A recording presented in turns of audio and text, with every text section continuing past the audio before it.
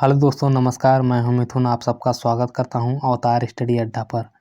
दोस्तों, ये रीजनिंग का पार्ट 44 है। आज हमने फिर टॉप 5 क्वेश्चंस लिए हैं दोस्तों, जो सभी एग्जाम्स के लिए बहुत ही महत्वपूर्ण है दोस्तों, अगर आपने सारे पार्ट्स को नहीं देखा है तो सारे पार्ट्स को दोस्तों ज़रूर देखिएगा एग्जाम्स पहले। और दोस्तों, अगर आपको वीडियो अच्छा लगे तो लाइक शेयर सब्सक्राइब करना बिल्कुल ना भूलिएगा। तो चलिए वीडियो को बिना देरी के हुए शुरू करते हैं। क्वेश्चन नंबर पहला दोस्तों, नीचे दी गई आकृति में ईंटों की संख्या की गणना कीजिए। ठीक है, यहाँ पर एक चित्र में ईंटों की संख्या आपको बताना है। ठीक है, ये देखिए। अब जब ऐसे क्वेश्चन आए ना दोस्तों, तो आपको ये मत सोचना कि ये जो है ऊपर ऊपर जो दिख रहा है उसी को हम काउंट कर ले। ठीक है, इससे क्या हो जाएगा, क्वेश्चन गलत हो जाएगा। जैसे मान लीजिए ये सोच लिए 1 हो गया, 2 हो गया, 3 हो गया, 4 हो गया, 5 हो गया, 6 हो गया। ठीक है, अब अगर ऑप्शन में अगर 6 हो जाएगा तो आप तो उसको मार के आगे बढ़ लेंगे, तो इससे क्या हो जाएगा, आपका क्वेश्चन गलत हो जाएगा। ठीक है दोस्तों, देखिए जब भी ऐसे क्वेश्चन आए ना तो समझिए, बात समझिए। जैसे मान लीजिए ये ईंट है, ठीक है, इसके ऊपर एक ईंट है, ठीक है, इसके ऊपर एक ईंट है, ठीक है। अब मान लीजिए इसके आगे हमने एक ईंट और रख दिया, ठीक है, और इसके आगे हमने एक ईंट और रख दिया, ठीक है, मतलब इसके आगे ये पीछे हो गया, ये वाला पीछे हो गया, ठीक है, और इसके बगल में एक ईंट और रख दिया, ठीक है। और मान लीजिए अब इसके भी आगे हमने इसके भी आगे एक ईंट और रख दिया, ठीक है, इसके भी आगे एक ईंट और रख दिया। तो मतलब ये कहने का मतलब ये हो रहा है दोस्तों कि जो चीज़ दिख नहीं रहे हैं उसको भी हमें काउंट करना है। बात समझे? जैसे अब देखिए यहाँ पर जो ईंट है, जिसका मतलब ये उड़ के थोड़ी ना है, इसके नीचे भी तो होगा, ये ऊपर थोड़ी ना हवा में उड़ेगा। बात समझ में आ रही है? ये चीज़ आपको समझना है। अब देखिए यहाँ पर जो ईंट है, तो इसका मतलब ये थोड़ी ना ऊपर है, इसके नीचे एक होगा तब तो ये ऊपर आया है। ठीक है, उसी प्रकार ये यहाँ पर है तो इसका मतलब इसके नीचे 2 होगा। बात समझ में आ रही है? ये चीज़ आपको समझना है।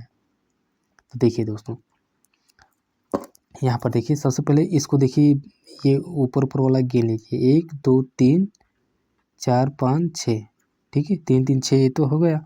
अब देखिए दोस्तों, अब यहाँ पर मेन चीज़ क्या फंसता है, इसके नीचे वाला। अब देखिए दोस्तों, अगर यहाँ पर है ऊपर तो इसके नीचे एक इसके नीचे रहा होगा, ठीक है, और एक इसके भी नीचे रहा होगा, मतलब पीछे जो दिख नहीं रहा हमें इसके नीचे, तो 2 हो जाएगा। और यहाँ पर 6 हुआ प्लस 2 ये हो गया। ठीक है, अब देखिए यहाँ पर अगर एक एक है तो ये तो है नहीं कि हवा में उड़ रहा है, तो इसका मतलब ये इसके नीचे होगा, जो इसके बगल में होगा, इसके बगल में होगा, इसके नीचे। ठीक है, इसके बगल में और इसके नीचे, ठीक है, इसके बगल में इसके नीचे। बात समझ में आ रही? तो 2 हो जाएगा। ठीक है, तो कितने हो जाएंगे कुल टोटल, 6 2 2 6 4 10। ठीक है, फिर से समझा देते हैं। देखिए दोस्तों, ये तो एक एक दिख रहा है, सब जो ऊपर दिया गया है, एक ये हो गया, 2 हो गया, 3 हो गया, 4 हो गया, 5 हो गया, 6 हो गया। ठीक है, ये तो टोटल 6 दिख रहे हैं। ठीक है, अब ये जो है इसके नीचे भी तो एक होगा, फिर इसके नीचे एक होगा। बात समझ में? मतलब ये जो है इसके नीचे हम बता रहे हैं, इसके नीचे, वही तो हमने बताया ना कि ये जो रखा हुआ है ईंट, ऐसा तो है नहीं कि हवा में उड़ रहा है। इसका मतलब ये क्या है, जैसे हमने बताया ना अभी, जैसे एक ईंट ये है, एक ईंट ये है, ठीक है। अब मान लीजिए एक ईंट ऊपर है, ठीक है। अब मान लीजिए अगर इसके सामने अगर कोई ईंट और आ जाएगी इसकी इसी साइड में, ठीक है, जैसे मान लीजिए कोई चट्टा आप देखे होंगे ईंट का, तो उसमें क्या होता है, जो पीछे वाला रहता है वो नहीं दिखता ना, लेकिन वहाँ पर भी तो है रहता है। ठीक है, मान लीजिए एक एक जो है ऊपर रहेगा, उसके बाद एक नीचे रहेगा ऐसे, ठीक है, फिर ऐसे नीचे रहेगा, ठीक है, उसके बाद मान लीजिए एक चट्टा और लग गया, मान लीजिए एक है, फिर उस ऊपर का 2 ऐसे लगते हुए चले जाते हैं। ठीक है, ऐसे बात समझ में आ रहा है? ऐसे लगते हुए चले जाते हैं। ठीक है, एक के बाद एक के बाद एक, ऐसे लगते हुए आगे बढ़ते हुए चले जाते हैं। ठीक है, तो ये चीज़ हमें समझना है। तो यहाँ पर क्या हुआ, 1 हुआ, 2 हुआ, 3 हुआ, 4 हुआ, 5 हुआ, 6 हुआ। ठीक है, अब इसके नीचे क्या है, इसके नीचे कितना होगा, जैसे यहाँ पर एक इसके नीचे एक हो जाएगा और एक इसके नीचे होगा। बात समझ में आ रही? मतलब इसके नीचे एक यहाँ इसके स्थान पर है, मतलब यहाँ होगा जो इसके पीछे है। ठीक है, यहाँ पर एक होगा और एक इसके भी नीचे यहाँ पर होगा। ठीक है, इस वाले साइड में एक यहाँ इसके इस वाले लाइन में जो है इसके पीछे होगा। ठीक है, तो एक ये हो जाएगा। ठीक है, और ये जो है ये वाला, इसके नीचे भी एक एक होगा। ठीक है, इसके नीचे तो 2 आ गया। ठीक है, और इसके नीचे एक ही है कि इसके पैरेलल में जो होगा सिर्फ, तो 2 ये हो जाएगा, तो 6 ये था और 4 ये हो गया। टोटल कितना हो गया 6 + 4 हो जाएंगे 10 सीट। ठीक है, तो ऑप्शन नंबर बी आपका सही हो जाएगा। ठीक है दोस्तों, चलिए अगला देखते हैं। क्वेश्चन नंबर दूसरा दोस्तों, निम्नलिखित श्रृंखला में बाएं से 15वें अक्षर से बाएं 10वां अक्षर कौन सा होगा, ये चीज़ आपको बताना है। ठीक है, यहाँ पर क्या कहा है, बाएं से 15वें, तो बाएं से 15 कौन सा होगा। देखिए जैसे ये संख्या दी गई ना, तो जैसे आपका जो बायां होता है उसी प्रकार से इसका भी दायां होगा, बायां होगा। ठीक है, तो बाएं तरफ मतलब इस साइड से हमें गिनना है, अगर दायां कहते तो हम इस साइड से गिनते हुए जाते। बात समझ में आ रही है। तो यहाँ पर क्या कह रहा है, बायां से, तो बाएं से 15 आप देखिए 1 2 3 4 5 6 7 8 9 9 10 11 12 13 14 15, ये तो हो गया 15, बाएं से 15वां अक्षर से बाएं 10वां। अब ये जो अक्षर आ गया ना, इसके बाएं 10वां हमें गिना है। अब इसके बाएं, जैसे मान लीजिए आप यहाँ बैठे तो आपका बाएं क्या होगा, यही इधर ही तो होगा, तो इसके बाएं हमें देखना है 10वां। तो एक हो, ये तो है, इसके बाएं हमें देखना है, 1 हो गया, 2 हो गया, 3 हो गया। फिर से समझाते हैं, देखिए यहाँ पर तो ये संख्या हो गई, अब इसके बाएं हमें क्या आना 10वां, तो 1 हो गया, ये 2 हो गया, 3 हो गया, 4 हो गया, 5 हो गया, 6 हो गया, 7 हो गया, 8 हो गया, 9 हो गया, 10। 10 पे कौन सा आ गया, ई। बात समझ में आ रही है, 10 पे कौन सा आ गया, ई, तो इसलिए ऑप्शन नंबर ई वाला जो है मतलब ए सही हो जाएगा। ठीक है, तो आई होप समझ में आया होगा आप सबको। इसमें देखिए दोस्तों, आपको याद करने का ट्रिक बता देते हैं। देखिए ये होता है सी फिलो रक्स, RUX, और एक होता है इजोटी, EZOTY। ठीक है, इससे क्या होगा दोस्तों, ये देखिए 3 3 के पैटर्न में, 3 है, 6 है, 7 3 त्रिक 9, 3 चौके 12, 3 5 15। जब भी ऐसे कहा जाए फट से इधर देखिए, बस 15 पे कौन है, देखिए ओ, तुरंत यहाँ पर पहुँच सकते थे आप। ठीक है, बात समझ आ रही, ऐसे ही 3 5 15 हो गया, 3 6 18 हो गया, 3 7 21, 3 8 24। बात समझ, और ये जो है 5 5 पे है, ई 5 पे आता है, जे 10 पे आता है, ये 15 पे आता है। ठीक है, और टी जो है 20 पे आता है, वाई जो है 25 आता है। बात समझ में, तो इस प्रकार से आप संख्याओं को ऐसे याद कर सकते हैं। ठीक है, ट्रिक है इजोटी और सी फ्लोरक्स। ठीक है, ये 3 3 के पैटर्न पे आता है, मतलब 3 3 के स्थान पे है, और ये 5 5 के स्थान पे है नीचे वाला। ठीक है,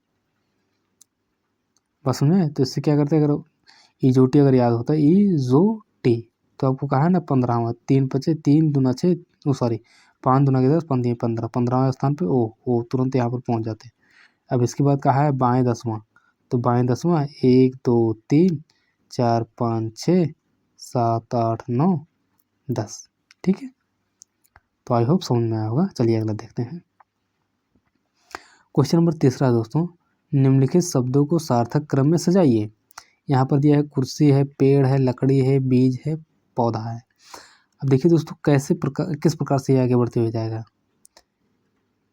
यहाँ पर कुर्सी है, फिर पेड़ है, फिर लकड़ी है, फिर बीज है, पौधा है, तो इसको किस प्रकार से हम सजा सकते हैं। देखिए दोस्तों, सबसे पहले हम क्या करेंगे, बीज लेंगे। ठीक है, मतलब 4 बीज लेंगे। बीज को जब हम जमीन में बोएंगे तो क्या बनेगा, वो अंकुरित होकर बन जाएगा पौधा। ठीक है, तो इसका मतलब इसके बाद क्या आएगा, पौधा, पांचवें फल। अब पौधे से क्या बनेगा, धीरे धीरे वो पेड़ के रूप में कन्वर्ट हो जाएगा, तो ये इसके बाद क्या हो जाएगा, 2। ठीक है, अब जब पेड़ होगा तो पेड़ में लकड़ी भी होगी। ठीक है, तो क्या हो जाएगा, इसके बाद 3। ठीक है, अब लकड़ी होगी तो लकड़ी से भाई हम कुर्सी बना सकते हैं। ठीक है, तो इस प्रकार से ऐसे बढ़ते हुए चला जाएगा। ठीक है, तो ये एक सार्थक क्रम बन गया इसका। तो कौन सा बना, 4 5 2 3 1, 4 5, देखिए इसमें 4 नहीं, इसमें नहीं, 4 5 3 2 1, 2 3 1 आया, ये भी नहीं होगा, 4 5 2 3 1। जब फिर से क्वेश्चन आया ना दोस्तों, तो इसको क्रम को थोड़ा सा ध्यान देखिएगा। ठीक है, नहीं तो आपको क्वेश्चन गलत हो सकता है। ठीक है, अब पता लगा आपने 4 5 देखा, बस कटाक से मारे। ठीक है, तो इसको ध्यान से देखिएगा, 4 5 3 2 1, 4 5 2 3 1, किस में है, 4 5 2 3 1, डी में है। आप आसान नंबर डी आपका सही हो जाएगा। चलिए अगला देखते हैं। क्वेश्चन नंबर चौथा दोस्तों, जिस प्रकार लाइब्रेरियंस का संबंध बुक्स से है उसी प्रकार बैंकर्स का संबंध किससे है। तो यहाँ पर आपको बताना है रिलेशन। ठीक है, अब जैसे यहाँ पर क्या होता है, लाइब्रेरियन का संबंध किससे बता रहा है, बुक्स से बता रहा है, तो उसी प्रकार से आपको बताना है बैंकर्स का संबंध किससे होगा। अब बताइए दोस्तों, जो लाइब्रेरियंस होते हैं क्या काम करते हैं, लाइब्रेरियन जो होते हैं लाइब्रेरी में बैठकर, ठीक है, लाइब्रेरी में बैठकर क्या काम करते हैं, बच्चों को बुक्स प्रोवाइड करते हैं। बात समझ में आ रही है, बच्चों को बुक्स देते हैं। ठीक है, लाइब्रेरियंस क्या होते हैं, ये लाइब्रेरी में बैठे हुए हैं, ये है लाइब्रेरी। ठीक है, लाइब्रेरी में बैठे हुए हैं और वहाँ से आप सबको क्या करते हैं, बुक्स को देते हैं। उसी प्रकार बैंकर्स क्या होते हैं, वो बैंक में बैठे होते हैं। बात समझ में आ रही है, वो बैंक में बैठे होते हैं, यह है बैंक। और बैंक से क्या करते हैं, वो क्या करते हैं, कस्टम्स करते हैं, कस्टमर्स या फिर बैंकर्स या फिर मनी या फिर क्रेडिटर्स। तो यहाँ पर आप खुद ही बताइए, लाइब्रेरियन जो है वो लाइब्रेरी में बैठ के क्या करता है, बुक्स को प्रोवाइड करता है। उसी प्रकार जो है बैंकर्स क्या करेंगे, बैंक में बैठकर मनी को प्रोवाइड करते हैं। ठीक है, तो क्या हो जाएगा, मनी, MONY। बात समझ में, मनी, मनी किस में है, ऑप्शन नंबर सी में है। ठीक है, आई होप समझ में आया होगा। चलिए अगला देखते हैं। क्वेश्चन नंबर 5 दोस्तों, यदि दूध को कागज, कागज को आटा, आटे को ऊन, ऊन को लकड़ी, लकड़ी को चमड़ा और चमड़े को इस्पात कहते हैं, तो निम्नलिखित में से फर्नीचर बनाने के लिए किसका उपयोग किया जाएगा। देखिए दोस्तों, जो फर्नीचर होता है, ठीक है, फर्नीचर किससे बनता है, लकड़ी से बनता है। ठीक है, लकड़ी, ठीक है, फर्नीचर किससे बनता है, लकड़ी से तो बनता है। तो यहाँ पर आपको बताना है कि इसमें से, अब यहाँ पर देखिए, यहाँ पर ये दिया है दूध को कागज, मतलब दूध को, अगर दूध है तो दूध को यहाँ पर कह रहा है कि दूध को हम कागज भैया कहते हैं। ठीक है, और कागज को आटा कहते हैं, आटे को ऊन कहते हैं। मान लीजिए कोई फॉरेन में चले गए आप, तो वहाँ पर आप देखते हैं कि उसको कुछ अलग अलग लैंग्वेज में उस चीज़ को आप कहते हैं, वहाँ पर दूसरे लैंग्वेज में कहते हैं। तो बस ऐसे ही कुछ समझ लीजिए। ठीक है, यहाँ क्या है, दूध को कागज, कागज को आटा, आटे को ऊन, ऊन को लकड़ी, लकड़ी को चमड़ा, चमड़े को इस्पात कहते हैं। तो निम्नलिखित में से फर्नीचर बनाने के लिए किसका उपयोग किया जाएगा।